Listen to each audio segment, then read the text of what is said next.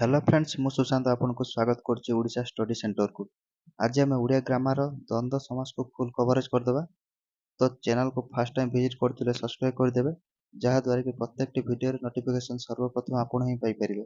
चलतु आज question answer को स्टार्ट करवा।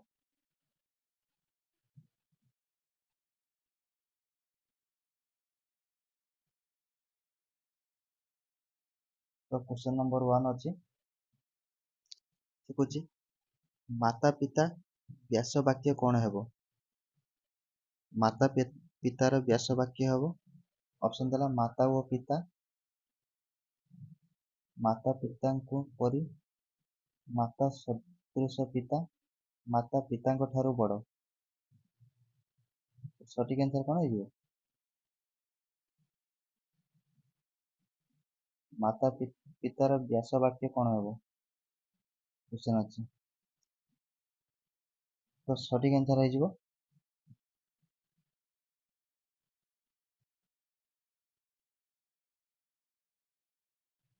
सठिक आंसर है ऑप्शन नंबर ए माता पितार व्यास वाक्य हूँ माता वो पिता। क्वेश्चन नंबर 2 से कौन अन्य ग्राम एक पदर प्रकाश कले कौन हम? ऑप्शन देला अन्यर ग्राम, ग्राम अन्य, ग्राम अंतर, ग्रामर, ग्रामांतर। सठिक आंसर कौन हो?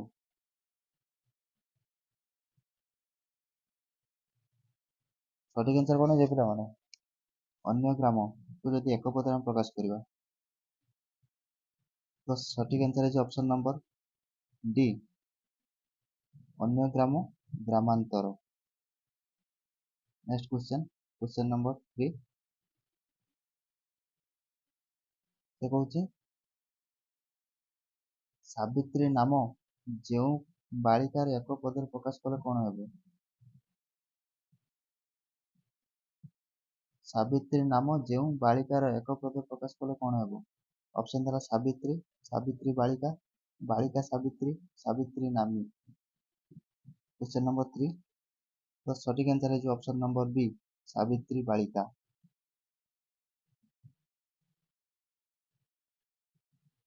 क्वेश्चन नंबर 4 धवल कमल कि समास अटे? धवल कमल गोटे क्यों प्रकार समास अटे?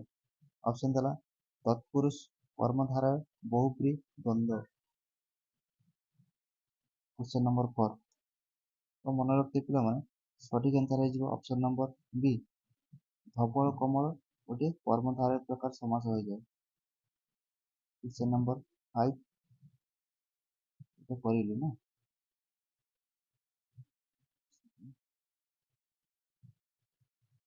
कमल धवल कि प्रकार समास अटे?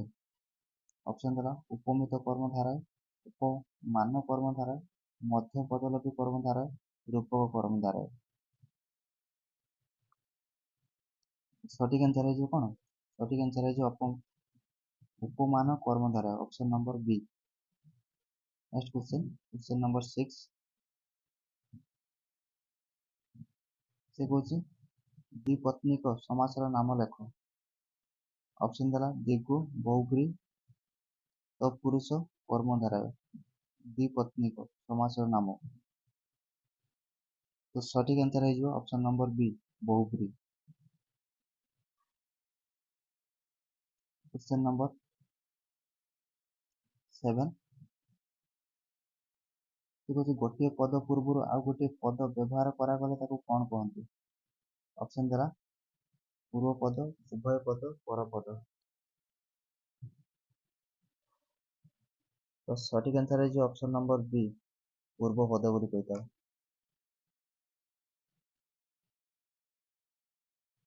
क्वेश्चन नंबर 8 कूलर विपरीत प्रतिकूल यह कि प्रकार समास अटे? कूलर प्रतिकूल विपरीत हेले यह कि प्रकार समास हो? तो मन रखते पिला माने और सठिक आंसर है अव्ययभावी समास।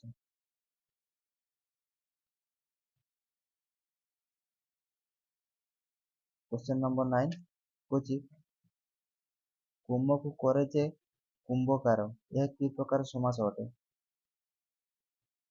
ଅପସନ୍ ଦେଲା ଆମକୁ ଉପମିତ କର୍ମଧାରୟ ତତ୍ପୁରୁଷ ଉପପଦ ତତ୍ପୁରୁଷ କର୍ମଧାରୟ। ତ ସଠିକ୍ ଆନ୍ସର କ'ଣ ହେଇଯିବ? Question number 9। ତ ସଠିକ୍ ଆନ୍ସର ହେଇଯିବ ଅପସନ୍ ନମ୍ବର ସି ଉପପଦ ତତ୍ପୁରୁଷ। क्वेश्चन नंबर 10 कौन सारा दिन एथिरे सारा शब्दटी केउं अर्थरे व्यवहृत होता है? ऑप्शन देला विपरीत, व्याप्त, क्षुद्र, सामित्य। क्वेश्चन नंबर 10 सारा दिन एथिरे सारा सारा केउं अर्थरे व्यवहृत होता है? तो मन रखिए सारा शब्दटी व्याप्त अर्थरे व्यवहृत होता है। क्वेश्चन नंबर 11 एकाधिक पद को एकाठी करी 12 विध को कौन कहा जाए? ऑप्शन देला संधि, समास, कारक, विभक्ति। तो मन रखते पिला माने तो सठिक आंसर है ऑप्शन नंबर बी समास। एकाधिक पद को एकाठी करी 12 विध को आम समास बोली कहा। क्वेश्चन नंबर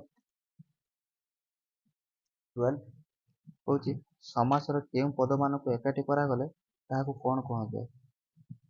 ऑप्शन समास्यमान पद, समस्त पद, पूर्व पद, पर पद। तो सठिक आंसर है ऑप्शन नंबर ए समस्यमान पद।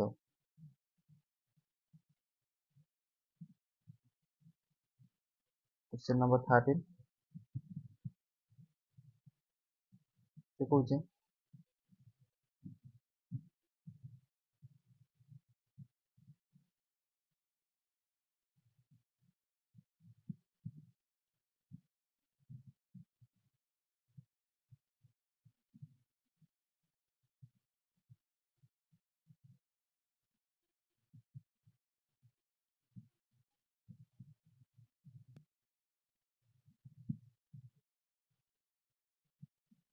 कौचे समस्यमान पद मान मध्य संपर्क स्थापन करने जो पद बा पद समूह व्यवहार करा कौन कहते? ऑप्शन देला संपर्कित पद, संपर्कीय पद, व्यासवाक्य, वाक्यांश। क्वेश्चन नंबर 13 सठिक आंसर है ऑप्शन नंबर सी व्यासवाक्य। व्यासवाक्य। क्वेश्चन नंबर 14 से कौचे जो समासर उभय पदर प्राधान्य रहे ताको कौन कहते? ऑप्शन देला द्वंद्व, तत्पुरुष, कर्मधारय, बहुब्री। तो पिला मन रखिए सठिक आंसर है द्वंद्व।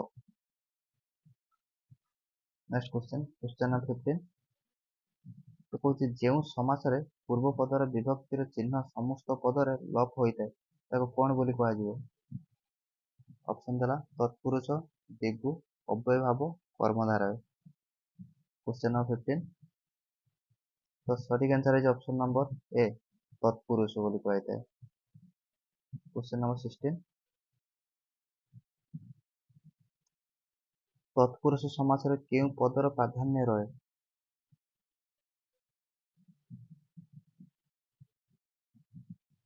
ऑप्शन देला पूर्व पद, पर पद, उभय पद, अन्य पद। तत्पुरुष समासरे केउं पदर प्राधान्य अधिक थाए? तो मन रखते पिला माने आर सठिक आंसर है पर पदरे ऑप्शन नंबर बी।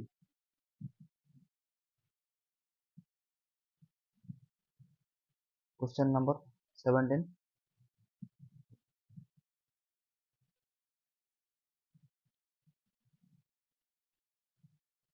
कौची उभय पदर प्राधान्य थाई दुई विशेष्य बा दुई विशेषण पदर समास हेले ताको कौन बोली कहबा? ऑप्शन देला तत्पुरुष, द्वंद्व, कर्मधारय, अव्ययभाव। क्वेश्चन नंबर 17 सठिक आंसर है ऑप्शन नंबर बी द्वंद्व।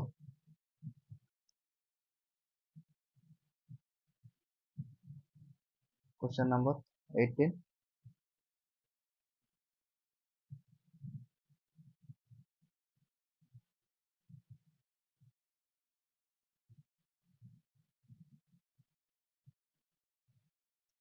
क्वेश्चन नंबर 18 कହୁଛି ଯେଉଁ ପଦରେ ପୂର୍ବ ପଦ ଓ ପର ପଦ ଅର୍ଥରେ ପ୍ରାଧାନ୍ୟ ନଥାଇ ଅନ୍ୟ ଏକ ପଦର ପ୍ରାଧାନ୍ୟ ରହେ ତାକୁ କ'ଣ କୁହନ୍ତି?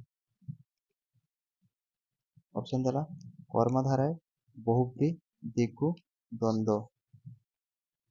क्वेश्चन नंबर 18 तो सटीक आंसर है ऑप्शन नंबर बी, बहुब्री। क्वेश्चन नंबर 19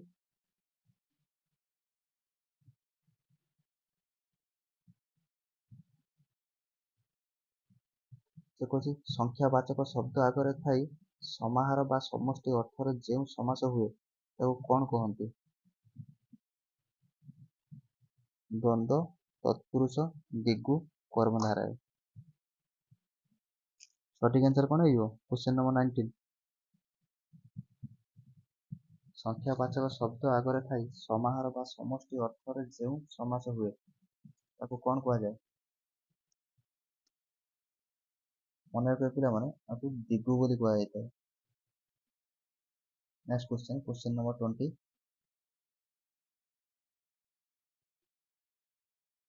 कौन उपसर्ग गुड़ी को साधारणतः कि प्रकार पद बोली कह जाए? क्वेश्चन नंबर 20 ऑप्शन देला विशेष्य, विशेषण, अव्यय, क्रिया। उपसर्ग गुड़ी को साधारणतः कि प्रकार पद बोली कह जाए? तो मन रखते पिला माने आपको अव्यय पद बोली कह जाए। ऑप्शन नंबर सी।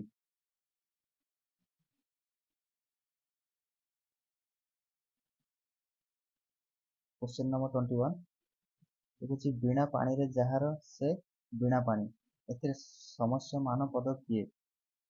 ऑप्शन देला बीणा, पानी, बीणा, पानी, बीणा पानी।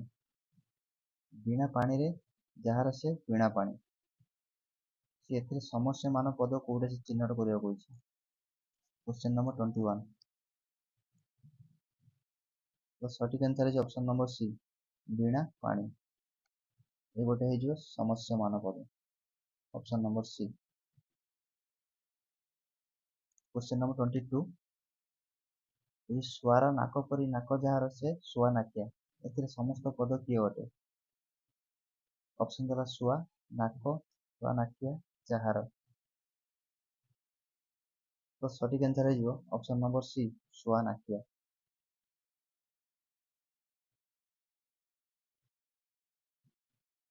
मूलर आरंभ कर एक पद कले कौन हेबो?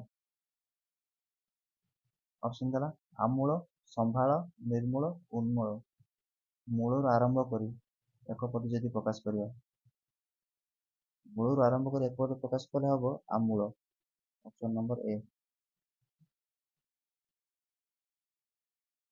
क्वेश्चन नंबर 24 दुखरु देखे जे एक पदरे कौन हेबो?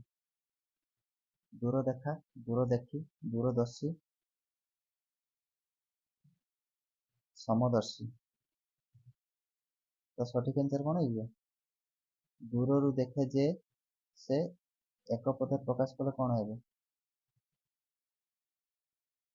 तो सठिक आंसर है ऑप्शन नंबर सी, दूरदर्शी। नेक्स्ट क्वेश्चन, क्वेश्चन नंबर 25 से कहूँ प्रतिटी पर अयन जो स्त्री एक पदर कले कौन हेबो? प्रतिटी पर अयन जो स्त्री एक पद कले ता कौन हेबो? पति पर, पर अयना, पति परायण, पति परायणा।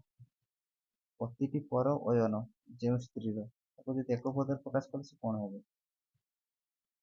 तो मन रखते पिला माने यदि आपको एक पदर प्रकाश करिए से हेबो पति परायणा। Option number D. Question number 26 समान पति जहार एक पद ताको प्रकाश कले कौन हेबो?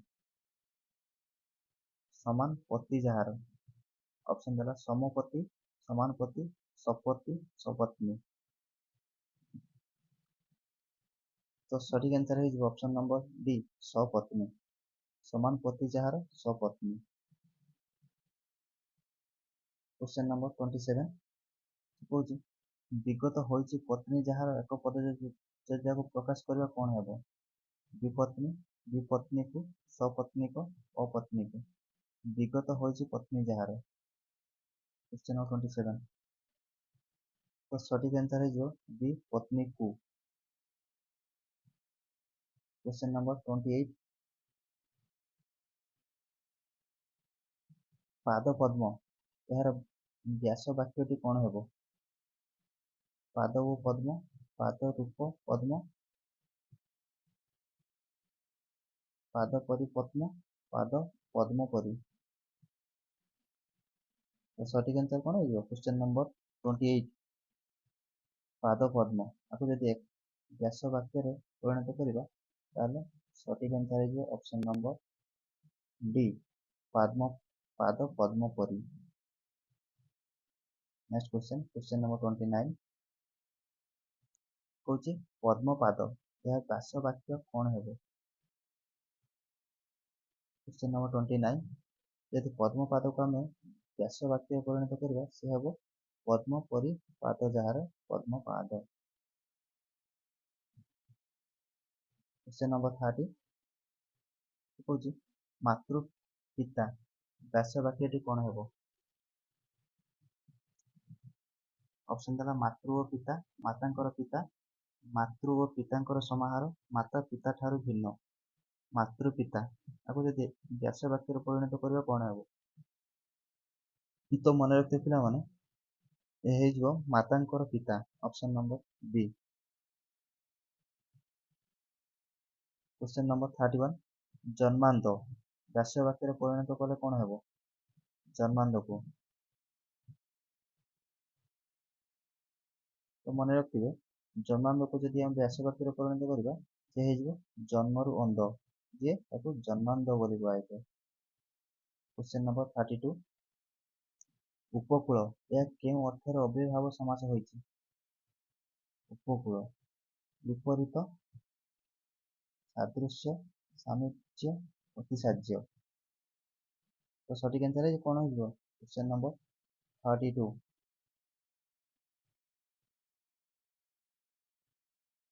तो सठिक आंसर है ऑप्शन नंबर सी समिज्य।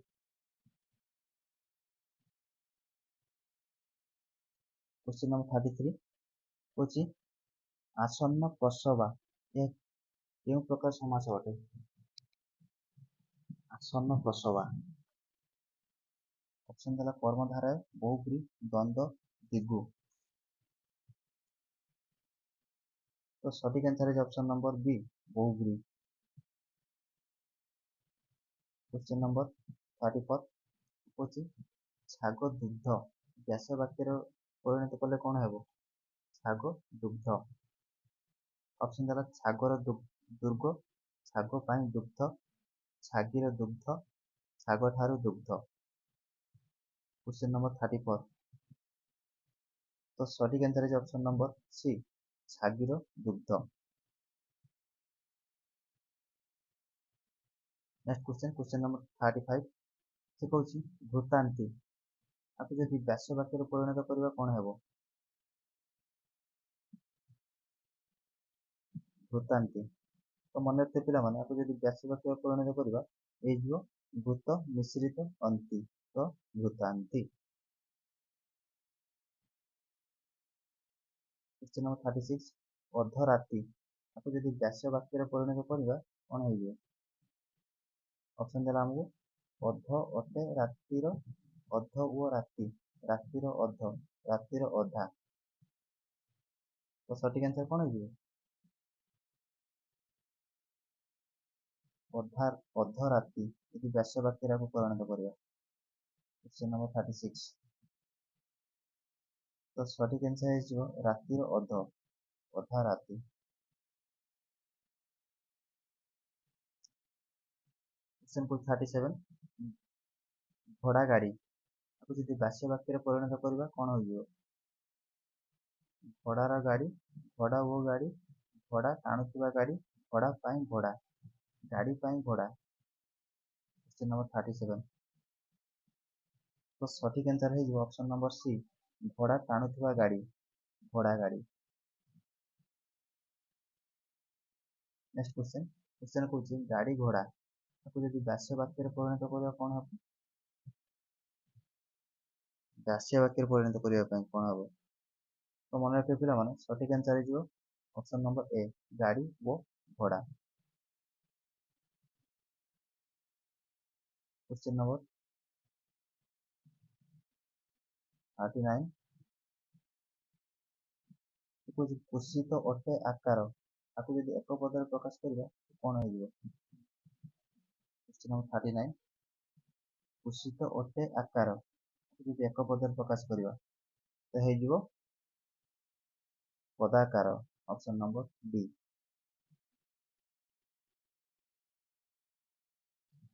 क्वेश्चन नंबर 40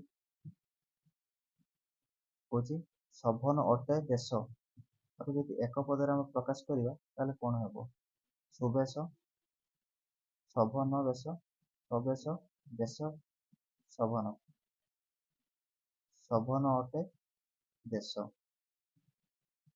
आपको यदि आम एक पदर प्रकाश करवा ताले हे सुबेश ऑप्शन नंबर ए।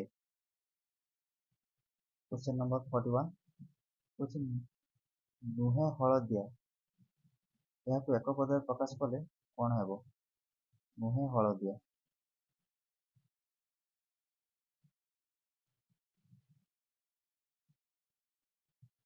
मन रखिए पे सठिक आंसर हो नुहे हलदिया आपको जो एक पदर प्रकाश कले से हो कण हलदिया option number C.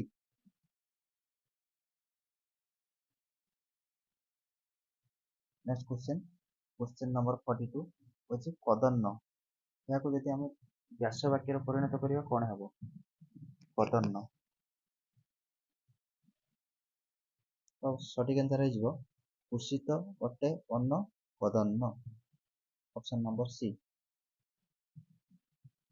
Question number 43 हूँ पिटापिटी यह कि प्रकार समास अटे द्वयं दिगु व्यतिहार बहुब्री उपमित बहुब्री पिटापिटी यह क्यों प्रकार समास अटे। तो मन रखिए पे यह हो व्यतिहार बहुब्री option number C. Question number 44 हूँ हेंगांगी व्यास वाक्य परिणत कले से कौन हो हेंगांगी।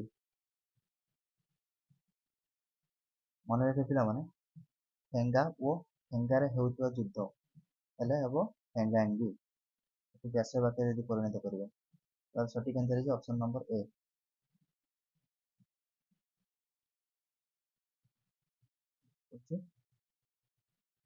पुष्पधनु आपको व्यास वाक्य परिणत कले कौन हो पुष्पधनु को आराम से देखो ऑप्शन को।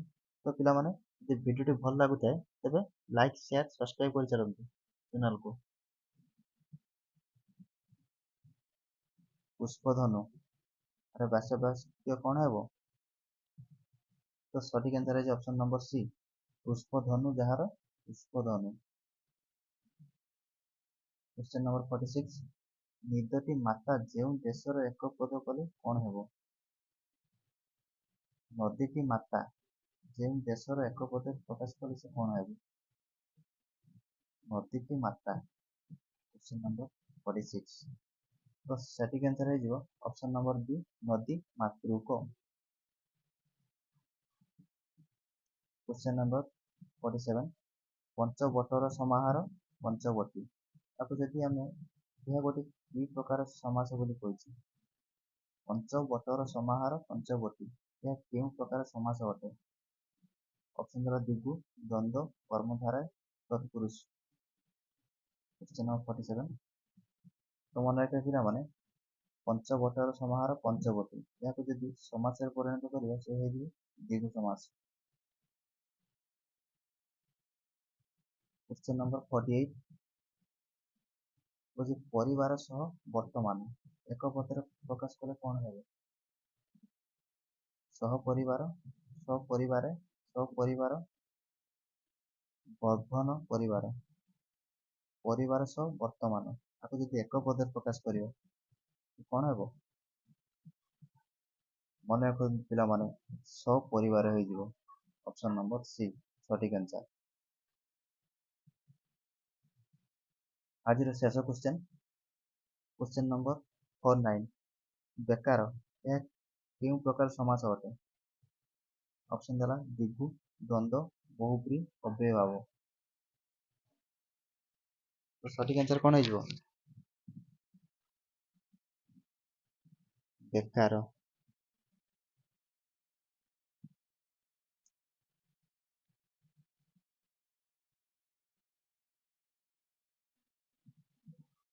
ବେକାର ସଠିକ୍ ଆନ୍ସର ହେଇଯିବ ଅପସନ୍ ନମ୍ବର ସି, ବହୁବ୍ରୀହି। ତ ଫ୍ରେଣ୍ଡସ୍, ଆଜି ପାଇଁ ଏତିକ। ଦେଖା ହବ ନେକ୍ସଟ ଭିଡ଼ିଓରେ। ତ ଭିଡ଼ିଓଟି କେମିତି ଲାଗିଲା କମେଣ୍ଟ ବକ୍ସରେ କମେଣ୍ଟ କରିବାକୁ ଭୁଲିବେନି। ଏମିତି ନୂଆ ନୂଆ ଭିଡ଼ିଓ ପାଇବା ପାଇଁ ଆମ ଚ୍ୟାନେଲକୁ ସବସ୍କ୍ରାଇବ୍ କରି ରଖିଥାନ୍ତୁ। ତ ଆଜି ପାଇଁ ଏତିକି।